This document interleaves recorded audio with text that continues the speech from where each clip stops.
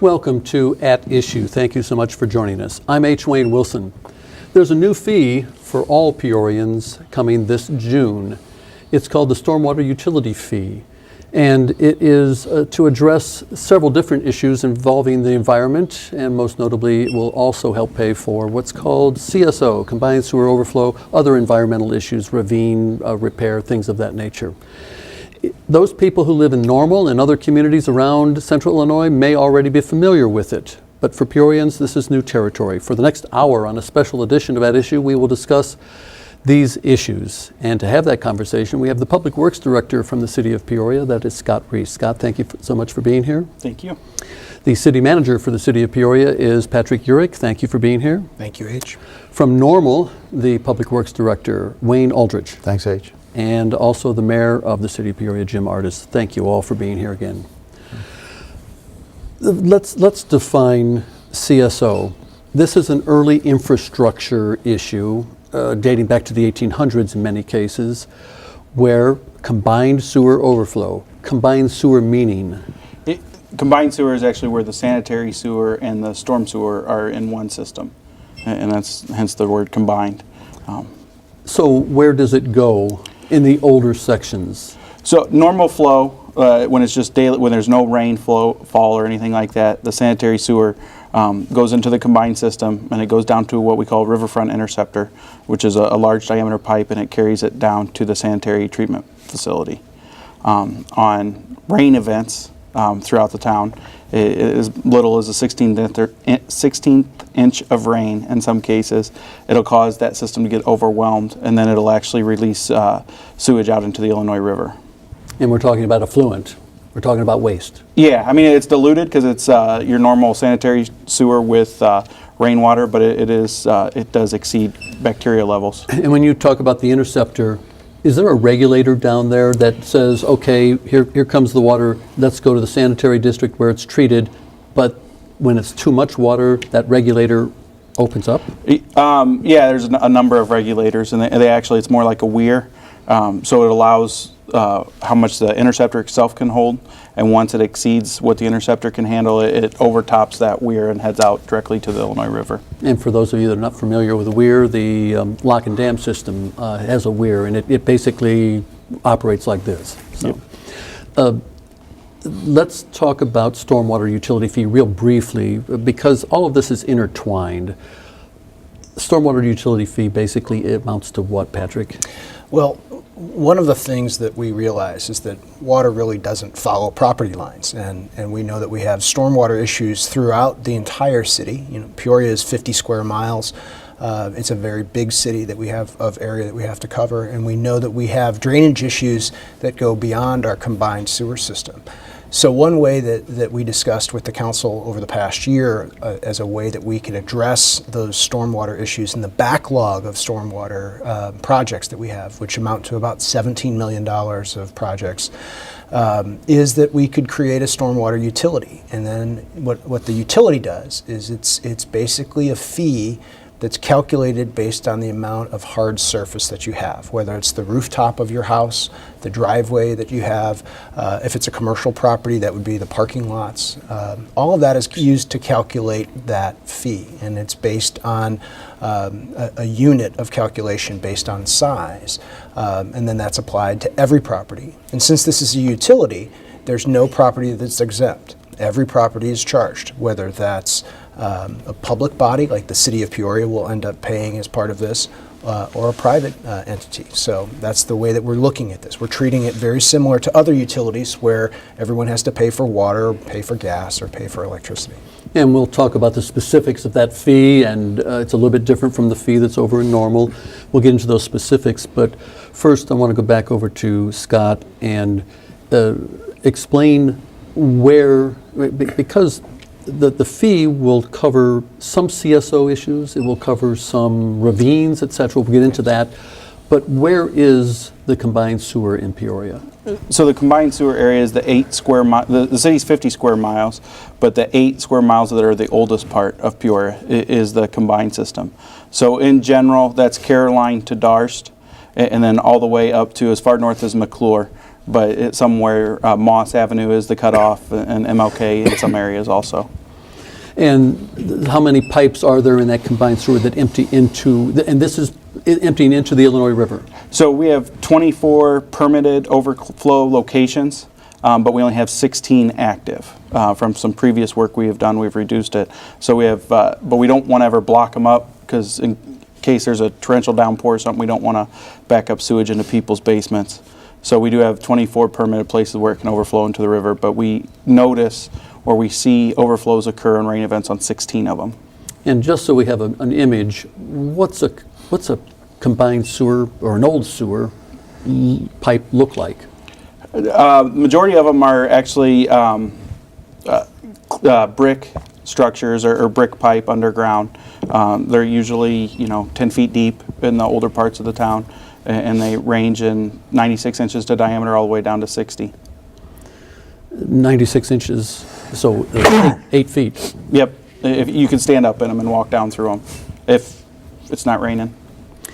And let me turn to the mayor, and from a 10,000 foot level, why is this fee necessary? That it's going to be imposed in June.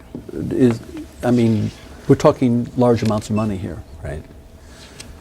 Well, the stormwater management fee and its relationship to the CSO are the reason that it's necessary. And these are situations where, in this case, the federal government, through the EPA, sets up stipulations and things that we have to do to keep our system clean and the river clean.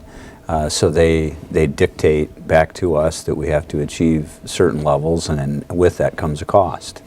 Unfortunately, with like a lot of things that the federal and state governments do, they mandate that we do these things without supplying a financial mechanism to pay for those. So it's left to our communities to pay for them and meet those standards, and they are very expensive. Turning to Wayne Aldrich, the Public Works Director over in Normal, you already have a stormwater utility fee. It's been in place since 2006. And you don't have any combined sewers. We don't have combined sewers at this point. I think we worked to get rid of those. I think the late 90s, we got rid of the last combined sewers in our community. Most of them older sections of town and near the Illinois State University campus. Yet the stormwater utility fee in the council's estimation back in 2006 was you still need a stormwater utility fee to address what issues? Right, and I think so for us it was permit requirements from the Illinois Environmental Protection Agency, and that was phase 2. We call them MS4 permit requirements. So MS4 is municipal separated storm sewer systems. So this was again handed down to us, a permit requirement, and so really the fee in our case was mostly related to response to those permit requirements. Okay, let's back up to phase 1, Scott, if we can do that. My first story on combined sewer overflow was in 1980, so this story's been around for a while. But in looking at the US EPA site, it was in April of '94 that they started to issue some guidelines to be met by January 1st of '97. That's not under MS4, is it? The CSO guidelines aren't necessarily under MS4 because it's a separate EPA permit for Okay. the combined outfalls. So prior to that, there was a phase 1 though. Well, in 1972, they adopted the Clean Water Act, and that's really where it all falls back to, is the Clean Water Act.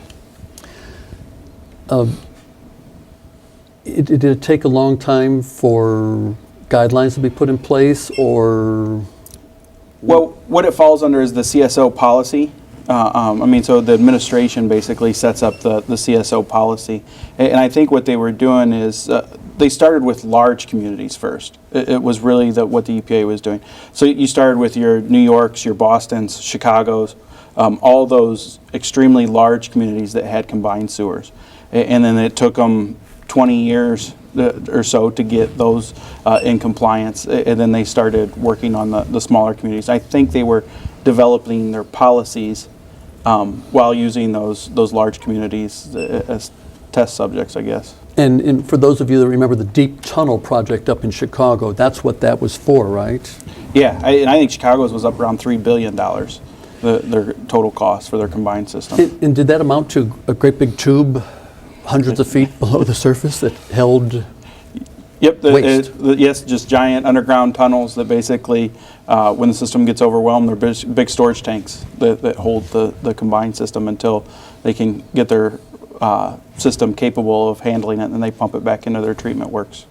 Okay, we're going to talk more about CSO, but let's get back to the stormwater utility fee. And I know this might be a lot of information. We try to get our arms around this. The stormwater utility fee isn't just because of the CSO requirement. Can you give us an overview, and Mayor, please jump in here, as to if you and Patrick can explain all that the stormwater utility fee is intended to cover?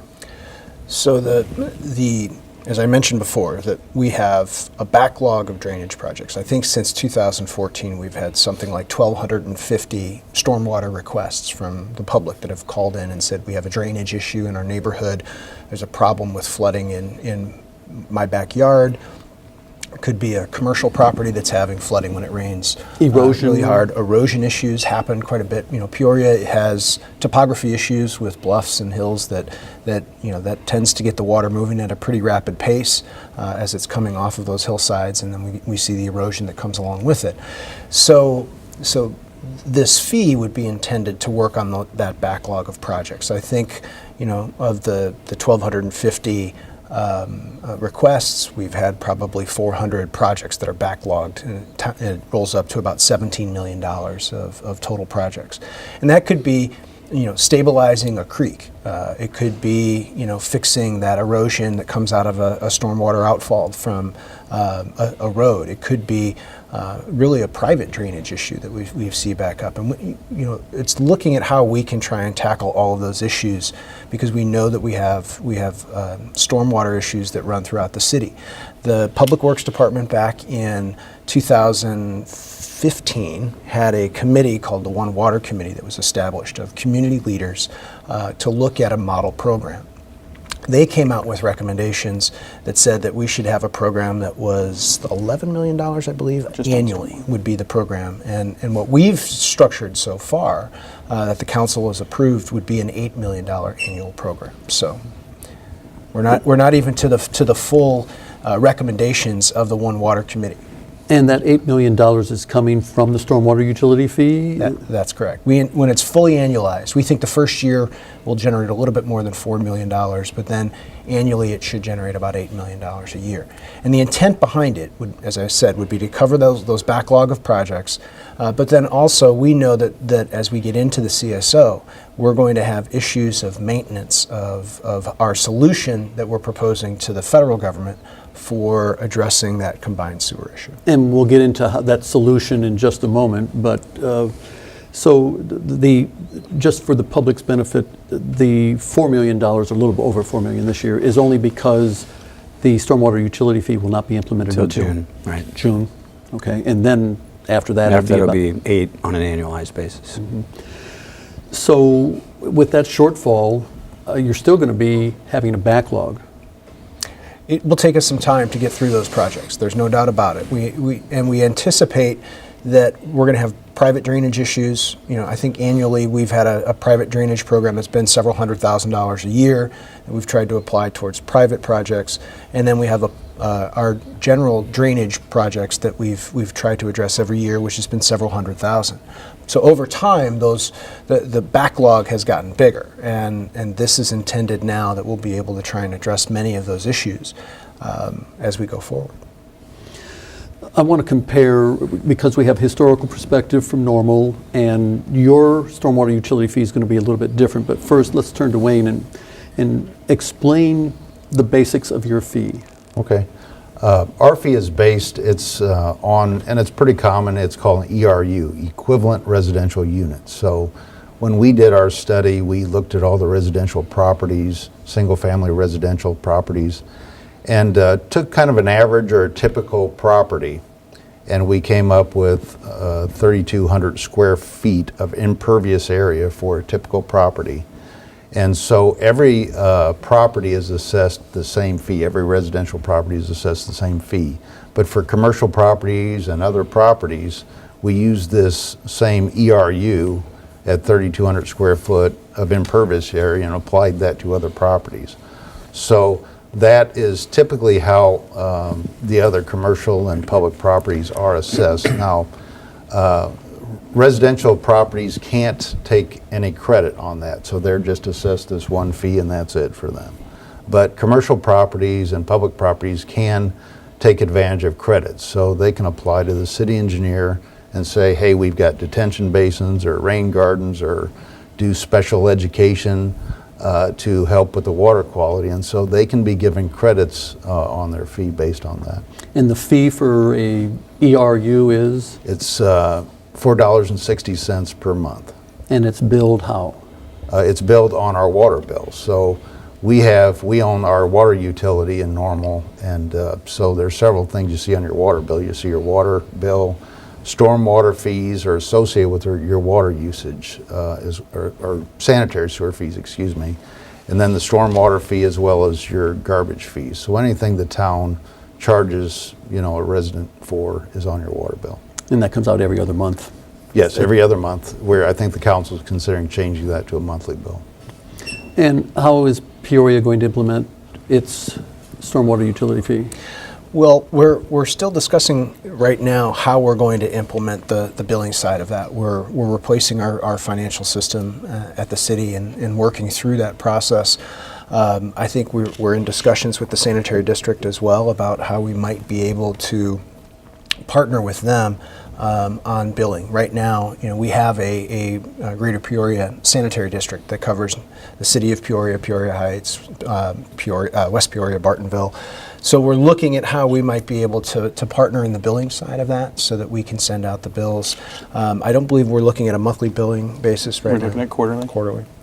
Do you anticipate any problems with, when you instituted the garbage fee, an operation in Decatur collected the money and you had problems with collection on that, so you put it on the property tax bill, which increased collection, obviously.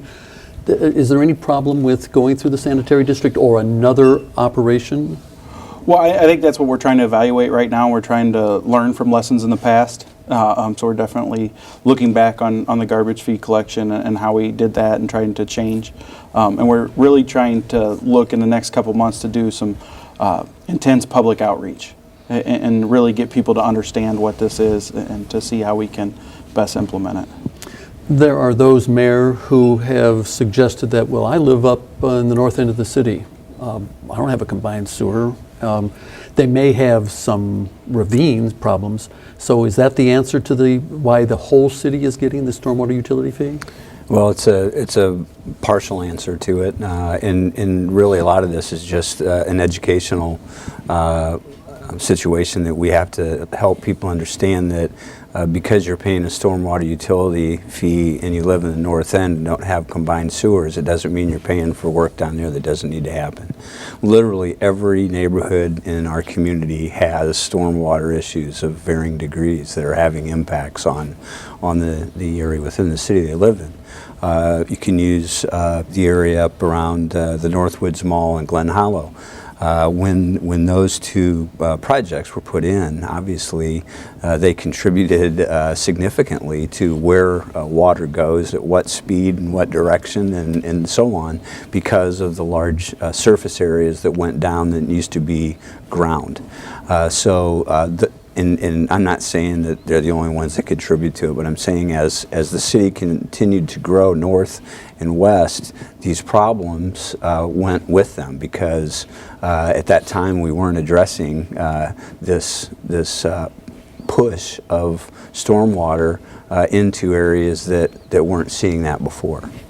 So every neighborhood has stormwater issues, and we'll be addressing these issues throughout the whole city to try to de-escalate the effect that those stormwater runoff has on the system. Wayne had the opportunity to explain the rate of the stormwater utility fee. Scott, your turn. Okay.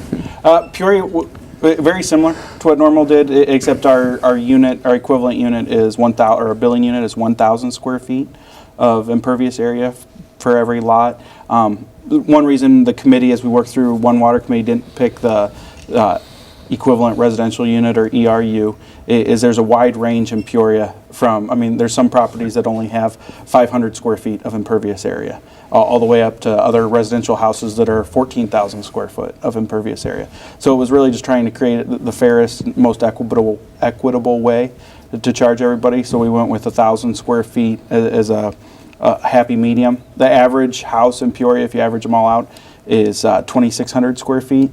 So that's 2.6 billing units. It averages out to a little under $8 a month for a residential house. But everybody's charged that same rate. Commercial, residential, all is the 1,000 square foot billing unit. And that rate per 1,000 is? $3. $3 for 1,000. Now, you have the advantage of GIS, I assume, is going to help you determine who has 1,000 square feet and who has 5,000. Definitely. We have aerial photos of the entire city, and then you're able to pick off the impermeable area from that aerial photos.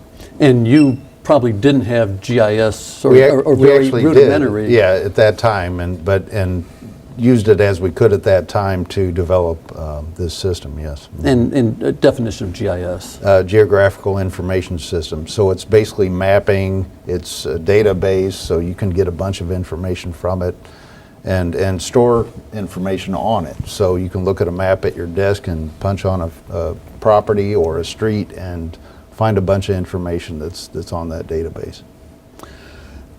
So everybody pays this fee because correct. everybody, it's a utility, as you explained before. That's correct. So the city, you mentioned the city of Peoria, but nonprofits like hospitals who have huge amounts of square footage are going to be paying this fee as well.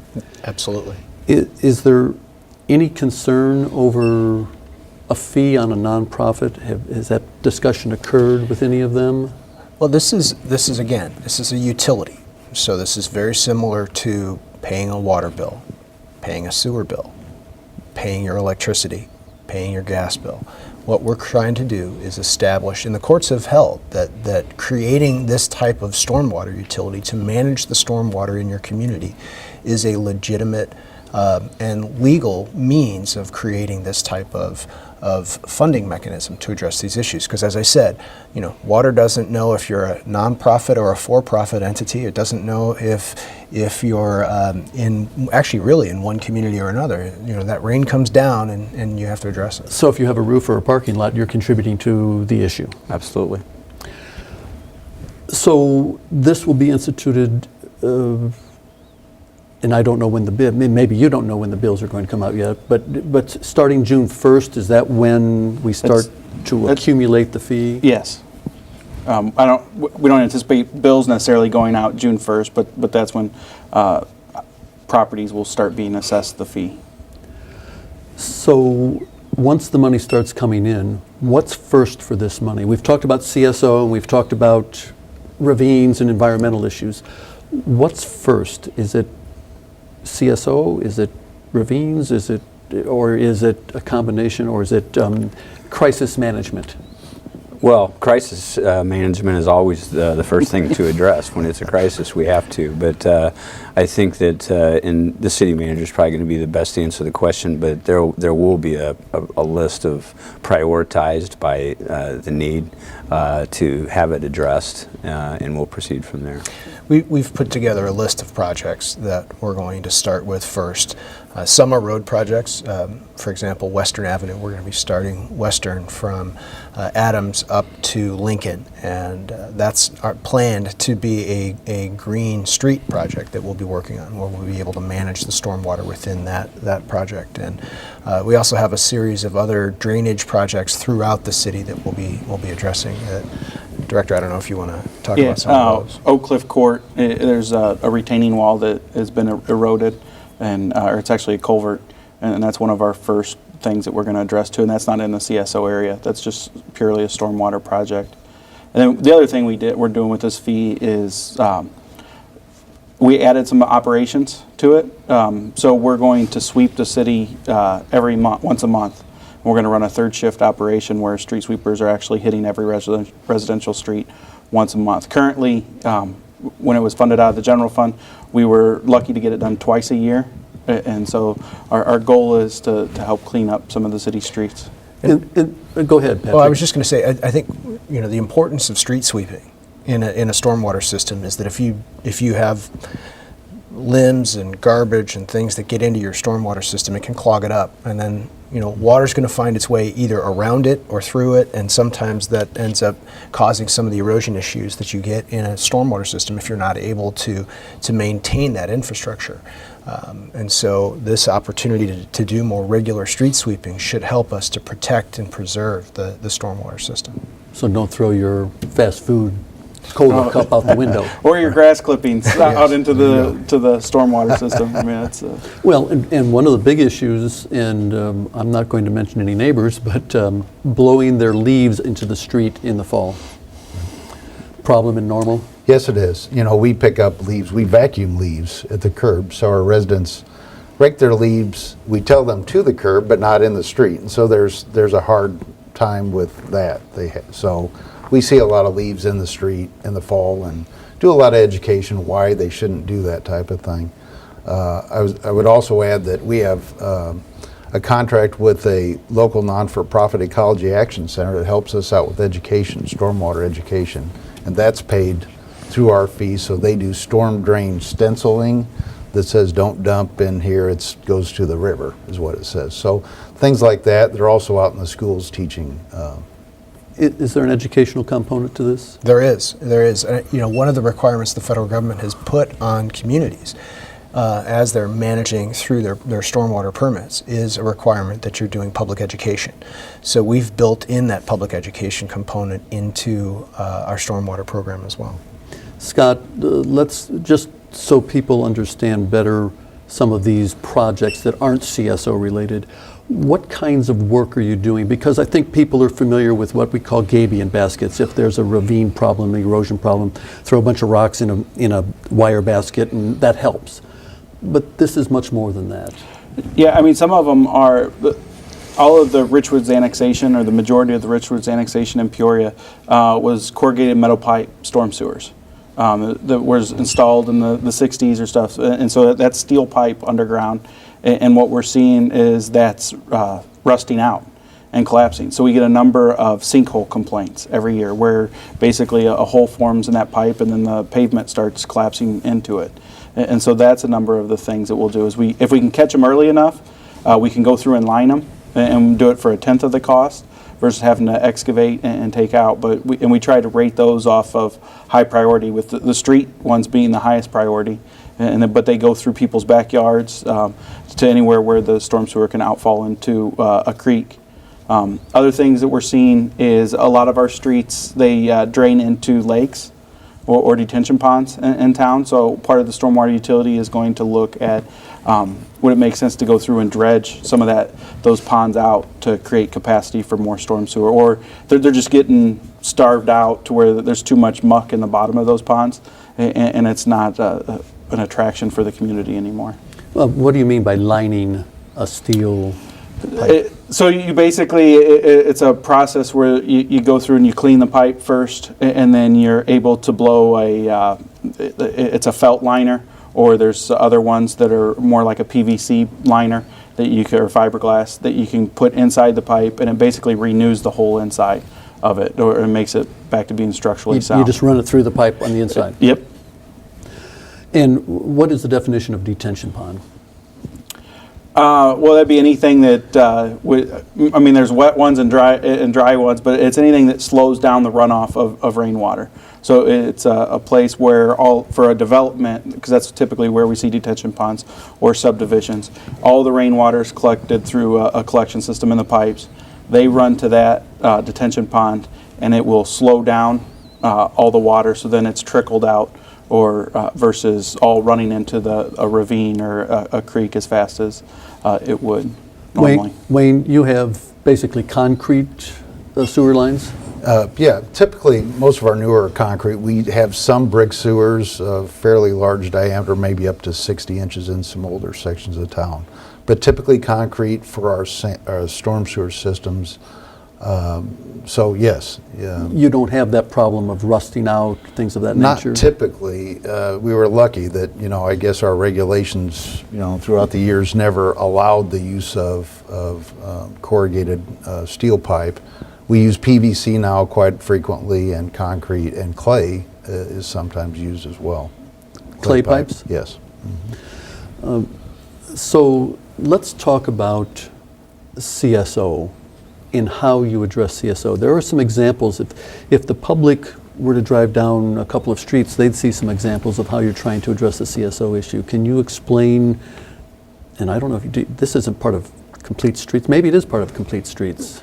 I'd say it is. It is part of Complete Streets, and last year we had an example down on South Adams Street where there was a couple block area that was our Public Works guys went in there and redid the whole street with different types of little structural mechanisms that would actually hold water longer within them and release them over time. It's a combination of really one of the things that we're excited about the CSO and how we're going to address it is not only are we going to be able to address the water and how it runs off into our system, but it's also going to be beautification projects throughout the city. They're going to make a lot of these streets look nicer, and at the same time, it's a small jobs program too. And actually, for us, it's going to be a large jobs program. It's going to be, $300 million over 20 years is going to create a significant number of jobs too. But there are a number of places that we've already had projects and started projects and finished projects utilizing this type of process. And we'll see that on Southwest Adams. Also, there are on Washington Street, there are, and I don't know what Patrick, what do you call the boxes with the nice little wrought iron fence around them that have plants in them? So there are, we've built dry wells that will capture that water and retain it, and then it slowly infiltrates into the ground. The one advantage that we have, particularly in the River Valley, is that it's very sandy soils. On Adams Street, where we put in that 2-block stretch, a number of the stormwater features, you could pour a lot of water directly into that site, and it's going to soak straight down through the sand layer that's underneath it. So that's the intent behind it, is that we utilize the current features that we have in our own soils to help us to re-infiltrate the water. It really doesn't make any economic sense for us to capture stormwater and convey it down to the sewage treatment plant where it gets treated and then discharged into the river. If we can find a way to infiltrate it back into the soils where it goes through the sand acts as a natural filter, and then it ends up right back in the groundwater. And the plants that are in the dry wells also filter some of the pollutants. They do. You don't have that advantage of the sandy soil. No, we don't. We wish we did sometimes, but we have done some green infrastructure, and the example is Uptown Normal. So we have some open ditches or bioswales, and we have some of these planter boxes that doesn't soak in, but it does feed the trees and other things. So, and then we have the Uptown Circle water feature that stores stormwater, and then we use it for operating the water feature and as it's available for irrigation as well. Let's talk about storing stormwater. You have several examples that are planned or in process. On Reed Street, there's going to be a stormwater farm. We do. The city, as the Southtown area was built out, we had a property that's about 1.5 acres, I think, is total size at the corner of Elm and Reed Streets. There is an actual sewer line that is running through that property that really made it cost prohibitive to redevelop that or for somebody to come along and purchase it. So it's stayed in the city's hands since the creation of that and the replatting of Southtown. We were working with a company called Fresh Coast Capital, who applied for a grant through the U.S. Department of Agriculture, and they received an $800,000 grant to create really a nursery for us. We're going to capture some of the stormwater from that area, convey it to that site. They're going to use that stormwater to feed the nursery, where they're going to be building trees that we're going to be able to utilize in other places throughout the city as we're doing our green stormwater infrastructure. Growing trees. Growing trees to put those trees in other places in the city that we can utilize. And just for those that don't know where Reed Street is, I believe that's just a little ways from the ballpark. Just south of the ballpark. And Mayor, we're talking about vacant lots. The city has lots of vacant lots, probably unfortunately in your estimation, but is this an opportunity for the city to set the example? I want to talk about private homeowners participating in this process, but is this a way for the city to set the example?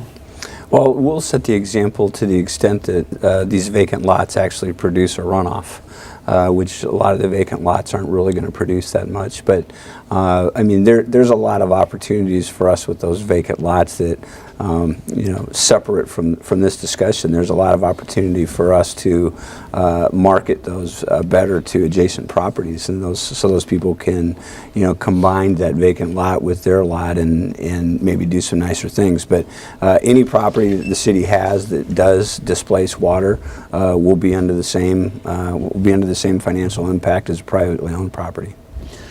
So, Scott, what might a private homeowner do to get a credit so that they can reduce the amount of this stormwater utility fee? So we're working through a credit manual, which will be open to the public to take a look at. But certain things they can do, rain gardens, which is just a depressed garden in their yard that helps infiltrate the water in. You can do rain barrels where they can capture the rainwater off their roof and then slowly trickle it out. Permeable driveway. If you're replacing your driveway, you can do it with some sort of permeable brick surface or permeable concrete, which would allow you to have a credit. And we're looking, we call them credits and incentives. So credits would be just an ongoing reduction in your monthly bill. But then we're also looking at having an incentive program where we would actually be more of like a grant application, where if some rain barrels are more of an incentive type thing, where people, instead of having to buy it, we would have like a rain barrel giveaway type of incentive. When you talk about permeable pavers in a driveway, are the guidelines going to be such that there has to be a certain construction technique? You just can't throw pavers on top of dirt and say, there you go. Yeah, exactly. We're working on creating engineering standards so that there has to be a certain level of rock underneath it that allows for the water to infiltrate back into the ground. And the application process for these credits isn't in place yet? Not yet, but it will be by the time June 1st comes around. Mayor, I want to come back to you. And Patrick had mentioned, is it Fresh Coast Capital that you mentioned? And really, the approach to all of this, the rainwater, the CSO, et cetera, really is a multi-pronged approach. It's not just the city, it's not just private citizens, it's Gifts in the Moment, it's Fresh Coast Capital, and it's the I-Team. Can you explain the I-Team for us? Well, 3 years ago, I believe it was, Correct. we were applied for a Bloomberg grant. So Mayor Bloomberg created this foundation that would grant money to communities. In this case, they were focusing on innovative ways to address problems in a community, not specific to any particular like stormwater. It was just innovative ways to address these problems that cities have. And we got a grant, and we used our grant to the first part of it was to address a lot of these issues. It was really the innovation grants were really innovative in themselves, because the Bloomberg folks realized that if we have a problem in Peoria, or you have one over in Normal, wherever it is, most likely other communities are experiencing the same thing. So they encourage these communities to come up with new innovative ways to address the issues, and then they share those with everybody. So they didn't, another community may not have received the grant like we did, but they'll be the beneficiary of the actions that we took to address those problems. So our innovation team that was put together focuses on these different areas, and working a lot with the community, with businesses in the community, with just everyday citizens in the community that might be concerned about these problems, and they really do come up with innovative new ways to address them. Patrick, how important is this multi-sourced solution with Gifts in the Moment and the I-Team and the stormwater utility fee? Well, it's critical.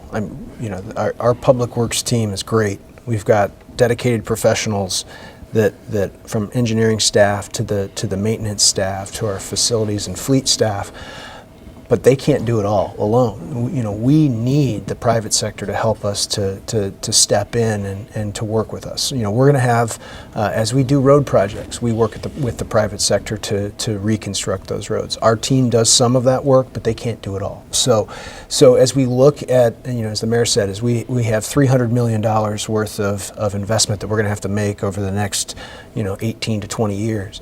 It's going to take everyone working and kind of moving in that direction. And I think that it's going to take the engineering team making sure that they've mapped out the projects, and then we're going to have to execute on moving that capital plan forward to make it happen. The federal government's going to want to make sure that we're meeting some milestones, and so we know that in the first 6 years, for example, we're going to have a number of projects that we're going to have to get in the ground pretty quickly. And thus you're going to have to issue some bonds. No doubt, no doubt. As you look at spending that kind of money, we just don't have $300 million laying around to be able to spend. So we're going to have to issue debt. We're going to have to then take the proceeds from that debt, and then we'll have that capital plan that we'll be running forward and moving forward. And how do you pay that over a 20 or 25-year period? That's one of the negotiating positions that we're in with the U.S. EPA right now. There has to be an understanding. It's easy for them to say you guys are going to spend $300 million in your community, and we have to say there needs to be a realistic time frame that we can pay that in. And I know you want to talk a little bit about the U.S. EPA discussion, but really quickly to the managers and to Director Reese's point about involvement from the private side and input that we would like to have from them. As everybody can tell from listening to this discussion tonight, there's still a lot of moving parts in this. Just yesterday, I received an email from a business person in the community that their business does displace a lot of water. They have large roof surface area and parking lot, and this particular business person is well known in the community for being active, for being engaged, and for helping us or helping people look for solutions. And we got his information over to Director Reese, and they're going to get together and work on different ways that this business person thinks that we might be able to accomplish this. And so my point in bringing this up during the show, H, is there's a lot of people out there that understand this, that are concerned about it, but they also understand the expense side. So we're definitely not in a position where we're saying we know it all, we got this all figured out, just sit back and listen and we'll tell you how to do it. We're still very interested in coming up with, and this kind of goes back to innovation. If it's new ideas or new solutions that people may have to help us with this, we're willing to sit down and listen and talk about it. Has that happened over Normal? You're getting private feedback and say, hey, we can help Public Works do this with regard to stormwater, or yes, to some extent. And I think, again, it comes from this group, Ecology Action Center. They've helped us out with that message. So one of the programs that we initiated a couple years ago is the Sugar Creek Stewards Program. So we don't have a river, but we have Sugar Creek, and so all our open ditches are our storm sewer conveyance. And so we would like to maintain those areas, the stream buffers and things like that, in a more natural way to promote, natural growth that absorbs more stormwater runoff, things like this, and also the aesthetic features of it. So right now there's trees, there's other things growing in the creeks that aren't favorable. So it starts with this volunteer program with just pickup of garbage, but it also turns into education. It turns into folks helping plant new plantings or taking out bad things like that. And the current budget has some funding for supplementing that with contractors to help with that work too. So I think that's a kind of a neat grassroots kind of a thing that helps people become aware of the environment more. Patrick, the mayor mentioned negotiations with the EPA. It's been an ongoing process, and you are, as I understand it, on the edge in terms of presenting a 100% green solution to this problem. Where are we with regard to the negotiations? Well, it's been a lengthy discussion. Years and years. This has been almost a decade in the making. We've been in negotiations with the EPA now as we've been going back and forth. We in the last couple of years, we took their guidance that came out about green stormwater infrastructure. We, as I said, before, we have sandy soils in Peoria. We looked at it and we said that we can apply green stormwater solutions throughout the city, probably only touching a third of our rights of way. So not hitting every street, but really we can do that, and we can capture the amount of stormwater runoff that we need to comply with the Clean Water Act and the federal government. So we've made that proposal to them. We would be really one of the first, if not the first, community in the nation to have a 100% green solution that would be applied. There have been communities like Philadelphia that have seen 25 to 30% of their fix has been green stormwater infrastructure, but not 100%. We're lucky in that back in the 80s, we did a number of fixes to our system that took out about 75% of what we would have had to have done if we had done nothing. So we think that this step now can be done 100% green. We've talked with the EPA about that. They're wanting us to verify that. So our team has been working on showing them again that the models work, that we can meet the requirements that they're asking about. And we're close. I mean, we're close to wrapping this up. We were just in Washington last year, where we went and met with the new administration and the leadership of the EPA and leadership of the Attorney General's office. And we're working in good faith, and they're working in good faith to come to a solution. It's just when you're talking $300 million or a large 18-year project plan and implementation plan, it takes a lot of work to get to a final product. You made reference to you wouldn't do it everywhere, you'd do it on certain streets, and did you use the word credit? No, what I said was that within a third of our public rights of way, that we can make improvements in that area, and that will capture the amount of stormwater we need to comply with the Clean Water Act and the requirements of the federal government. So does that mean that all combined sewer overflow will stop going into the river, or will there still be, I suppose it depends on the level of the rainfall or snow melt, but is there still the possibility with this solution that we could have combined sewer overflow? Yeah, there always will be that possibility, just because the fact you said it can always be more rain. And we try to allow for an outfall in case we do get more rain. But we've gone back and modeled every rainstorm since 1943 in the city of Peoria. And that's part of our negotiation process, is modeling these rainfalls and coming up with what we would say is a typical year storm. And our goal is to reduce the overflows in the recreational season for the river in a typical year. And this isn't a question of the Greater Peoria Sanitary District not being large enough to handle this, is that correct? The treatment facility itself would be large enough to handle it if the pipes to get down there were large enough to carry it down there. It's just a question of the pipes are too small and have combined. Yep. The mayor mentioned earlier that under the Innovation Team grant from Mayor Bloomberg of New York, that other communities could learn from Peoria's experience and other cities' experiences. Do you share with Wayne, or what kind of interaction is there so that you best practices, or hey, we bumped into a problem here and you need to know about it? Yeah, definitely. There's always conversations with other cities and through professional associations. We have APWA, the American Public Works Association.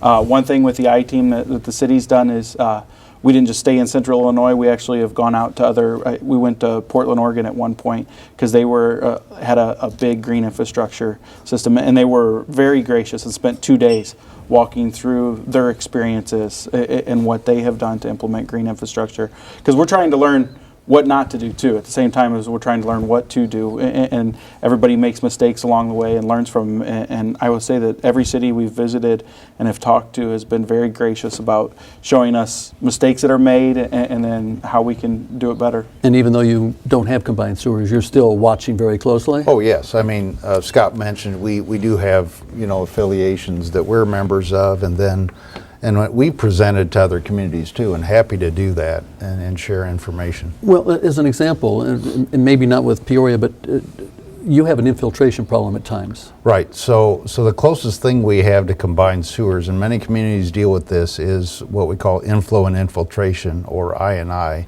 into our sanitary sewer system.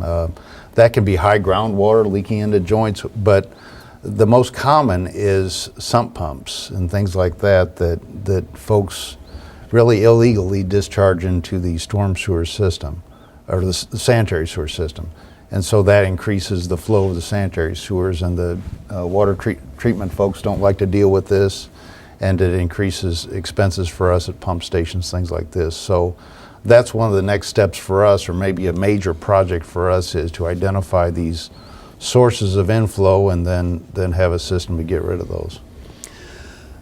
Turning back to the mayor, what do you hope to see from the public with regard to solving, not just CSO isn't necessarily their problem, but it is their problem in a sense, but even more importantly, the broader concept of ravine problems and things of that nature.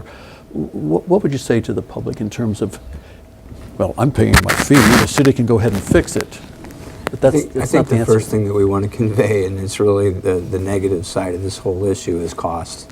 And this is something that, again, is being pushed down, in this case from the federal government. It's a huge mandate that they don't provide us any money for. So we hate to say, hey, sorry, it's not our fault, but we want them to recognize that this isn't just another fee that they're not going to see a benefit from. Everybody in the community wants any water that's placed into the Illinois River to be clean. We want that problem fixed, and this is going to move us closer towards that. But the other part of it really is just the protection of the environment, the protection of the place that we live and that we work. And we want it to be active. We want it to be sustainable for a long period of time, and want the community to benefit by that. So while it is hard to ask people for more money, we're doing it, number one, because the government's telling us to, but we're also doing it because it's the right thing to do for the ecology of our city and for our neighborhoods. And what's good, this is going to really drive is people to be more self-conscious about water. And how important water is to the community, and it's a really valuable resource that we're trying to protect for as long as we can. We've talked about some huge issues here. Scott, with all the time that you and your staff have put in on trying to come up with solutions for CSO, trying to help with the backlog of ravine problems, etc., are we shirking responsibilities in other areas of public works? No, I mean, I mean, we have a great public works team, and I would say that everybody stays really focused. I mean, we've divided up into divisions, and so not one person is having to do everything. And I don't think that we're necessarily. I mean, before we started talking, or actually during this conversation about stormwater utility, council took action on increasing road funding for all of the city. I mean, we increased, it was 2014, we increased $5.2 million in road funding because we actually went out and evaluated all our roads, and they made the choice that we needed to address our infrastructure and keep it to a certain level. So I'm not seeing anywhere that I think that there's a shirking of responsibilities. And I can see Patrick right now saying, I need to say something here. No, I think that one of the challenges that we saw over the years was the fact that our infrastructure investments were lagging, and the council took some pretty courageous votes to put some additional revenue towards making sure that we're investing in our infrastructure and that we're putting money into our streets and now into stormwater. You know, we really staff in the wintertime to make sure that we can adequately respond to snow events. This has been a pretty snowy winter, and probably looks like, I think the long-term forecast is it's still going to be a little snowy here as we go forward. So, you know, we just have to make sure that we're responding in all fronts. You know, one of the main things that the city does is build that infrastructure and have to maintain it. And there's the cost of maintenance long-term is a question for another program. And we'll bring you all back at another time when we get further down the pipeline, so to speak. Let me say thank you to the Public Works Directors for the Town of Normal, Wayne Aldrich, and for the City of Peoria, Scott Reese. Also, thank you to the Mayor of Peoria, Jim Artis, and to the City Manager of Peoria, Patrick Urick. Thanks, H. Thank you all for joining us on At Issue. Please join us next time on At Issue. We're going to be talking to the newly appointed Executive Director of the Illinois Board of Higher Education. Yes, college, junior college, whatever you want to talk about higher education, we'll have Dr. Al Bowman. Yes, that Dr. Al Bowman, former president of Illinois State University. Next time on At Issue.